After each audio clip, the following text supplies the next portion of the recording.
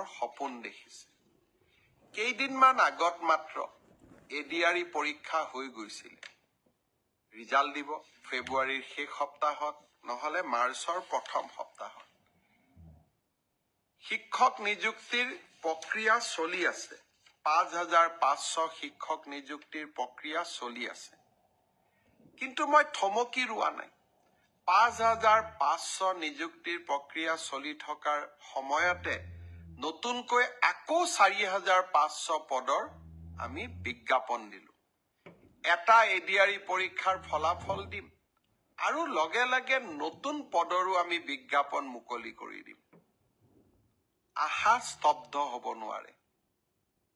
আমাৰ সপোনবিলাকক আমি পম খেদি থাকিম।